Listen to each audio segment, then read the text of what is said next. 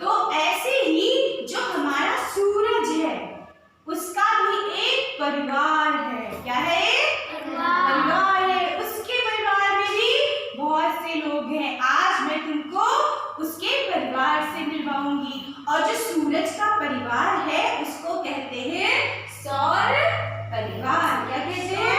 सौर परिवार। सूर्य से उसका एक टुकड़ा अलग हो गया था और उसके 9 टुकड़े हो गए और वो 9 टुकड़े सूर्य के चारों ओर घूमने लगे। जैसे तुम्हारे परिवार के लोग तुम्हारे परिवार से जुड़े रहते हैं ना, तो वो जो टुकड़े थे वो सूर्य से जुड़े रहे, लेकिन एक टुकड़ा बड़ा दूर चला गया। जैसे तुम्हारा कोई दूर का रिश्तेदार होता है तो बहुत सालों तक अगर तुम्हारे पास ना आए तो क्या होता है, फिर रिश्तेदारी खत्म हो जाती है।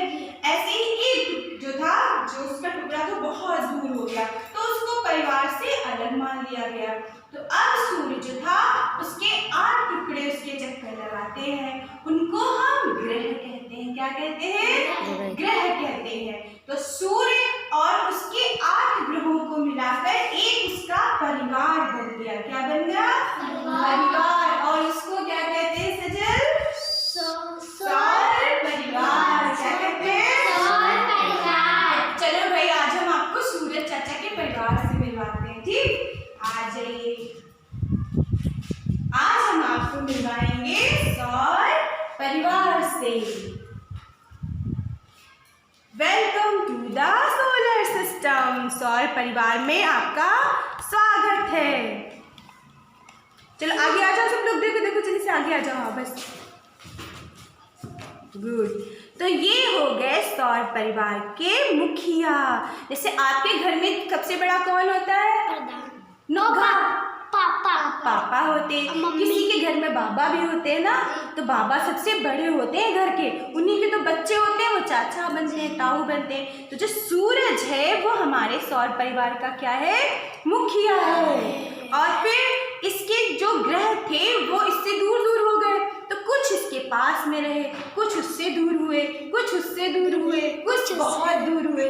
तो सूर्य के बाद जो उसके सबसे पास का ग्रह था वो कौन सा ग्रह था?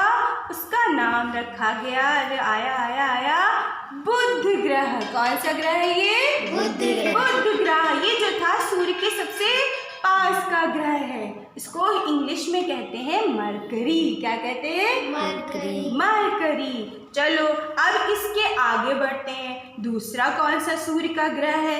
सूर्य के परिवार में जो रहता है दूसरा ग्रह आया शुक्र ग्रह। कौन सा ग्रह है ये? शुक्र ग्रह। इसको इंग्लिश में क्या कहते हैं? वीनस।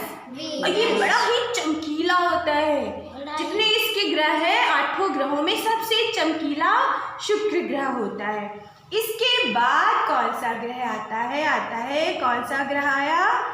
हमारी पृथ्वी। हम सब कहाँ रहते हैं? पृथ्वी पे। और पता है इसके जो 8 ग्रह हैं उसमें एक पृथ्वी ही ऐसा ग्रह है जहाँ पर जीवन पाया जाता है। पेड़ पौधे वनस्पतियाँ और हमारे जीने के लिए जितनी अनुकूल चीज़ें होती हैं सब हमारी पृथ्वी पर पाई जाती हैं। और इस पर जल पाया जाता है, इसलिए इसको नीला ग्रह भी कहते हैं।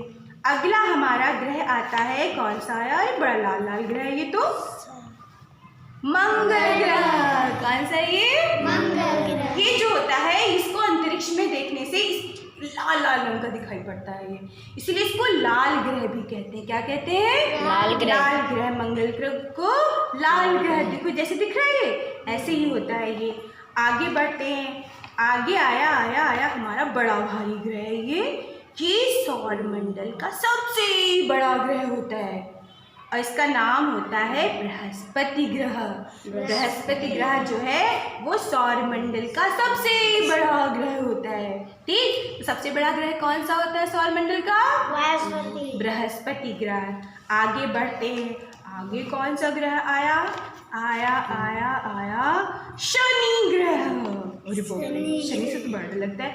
इसके चारों ओर एक जो गैस और धूल के कणों का गोला पाया। जब अंतरिक्ष में इसकी फोटो सैटेलाइट से ली गई तो देखा गया कि इसके चारों ओर जो ग्रह था एक गैस और अणुओं का एक वलय चक्र टाइप का पाया गया। ठीक, इस ग्रह को क्या कहते हैं?